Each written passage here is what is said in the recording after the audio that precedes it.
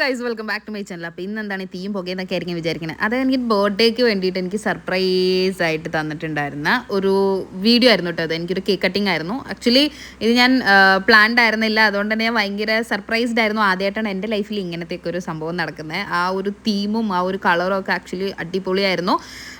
അങ്ങനെ എനിക്ക് 28 വയസ്സായിട്ട് കുറച്ച് ദിവസമായി ഗൈസ്. പക്ഷേ ഇതുവരെ ഞാനത് അപ്ലോഡ് ചെയ്തിട്ടുണ്ടായിരുന്നില്ല. വളരെ ഉത്തരവാദിത്വ ബോധമുള്ളത് കൊണ്ടാണ് ഞാനത് അപ്ലോഡ് ചെയ്യാത്തത്. ഇനി അപ്ലോഡ് ചെയ്തില്ലെങ്കിൽ എൻ്റെ അടുത്ത 29ാമത്തെ ബർത്ത്ഡേ ആവുമെന്ന് വിചാരിച്ചിട്ടാണ് കേട്ടോ. വയസ്സ് പറയുന്നത് കൊണ്ട് നാണക്കേടുണ്ടെന്ന് എനിക്ക് വലുതായിട്ട് തോന്നുന്നില്ല. പക്ഷേ age is just A number എന്നാണല്ലോ. അല്ല, ഇതാണ് ആ ഒരു തീം. ഒരു റെഡ് ആ ഒരു തീമായിരുന്നു. എൻ്റെ ഡ്രസ്സ് വന്നിട്ട് ഞാൻ ആമസോണിൽ നിന്ന് മേടിച്ചിട്ടുണ്ടായിരുന്നതാണ്. ആ ഒരു ഡ്രസ്സ് ഈ ഒരു ഔട്ട്ലുക്കിൽ വന്നിട്ട് കാണാൻ അടിപൊളിയായിരുന്നു. കുറച്ച് ക്ലീവേജ് വന്നിട്ട് കുറച്ച് ഇറക്കം എക്സ്ട്രാ ഉണ്ട്.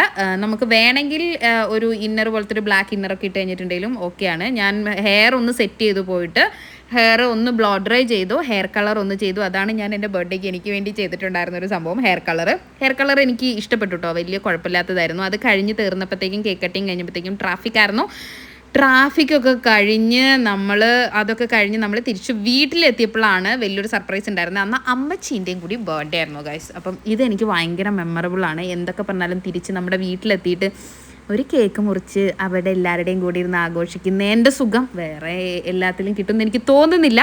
അപ്പം എന്തൊക്കെ പറഞ്ഞാൽ അറ്റ് ലാസ്റ്റ് ഹോം എന്ന് പറഞ്ഞ സംഭവത്തിലേക്ക് നമ്മൾ വരും.